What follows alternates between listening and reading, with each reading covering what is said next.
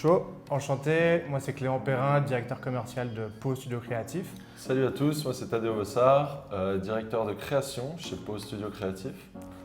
On a démarré il y a environ 2 ans, justement dans ce magasin qui a fait office de magasin pour mettre en avant des artistes, bureau pour qu'on puisse travailler autour d'une table et également de barbier pour aussi qu'on puisse rester un peu propre.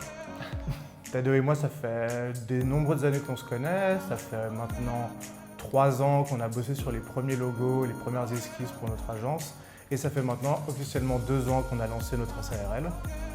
Exactement.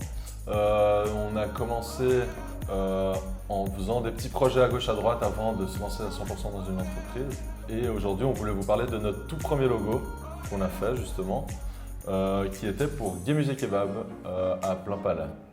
Pour la petite histoire, justement, on n'était pas encore du tout associés.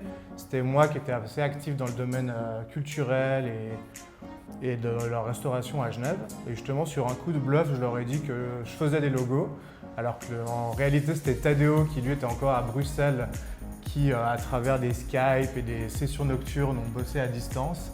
Et c'est justement à partir de ce logo qu'on a eu l'envie de monter quelque chose à Genève pour un peu bousculer un peu toute la création dans le milieu artistique à Genève. Et justement, c'est la première fois que je l'ai appelé, je lui ai dit on a un premier logo, c'est pour un kebab, faut se lancer.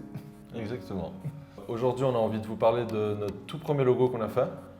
C'était pour Gay Musée Kebab, le kebab que vous devez tous connaître, qui est à Plein Palais, qui fait des kebabs à la sauce berlinoise. Comme le restaurant, dans le logo, tout est fait main, que ce soit le dessin du kebab, ainsi que la typographie Gay Musée. En fait, ce qu'on a trouvé intéressant, c'est l'irrégularité des broches faites maison. Et c'est justement cette irrégularité qu'on a retrouvée dans nos traits de crayon, nos traits qu'on retrouve dans le logo, pour justement faire un logo très organique et assez réel au final, sans artifice du digital.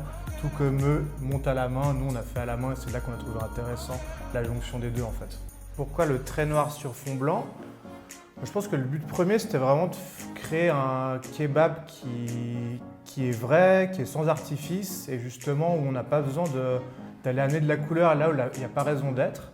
Du coup, ce qui était intéressant là, c'était vraiment de traiter cette broche de manière brute et directe pour justement ne pas avoir à l'altérer avec des couleurs pour en fait tricher, comme beaucoup peuvent le faire. Le Gay Musée Kebab, il est vrai. Il est traçable, il est local, donc il est vrai. Et ensuite, voilà, il y a aussi des pointes de couleurs qu'on a ajoutées avec certains fruits, avec les légumes, dans l'identité visuelle que vous pourrez voir. Et voilà, le but, c'est vraiment de rester vrai et pur, quoi, brut.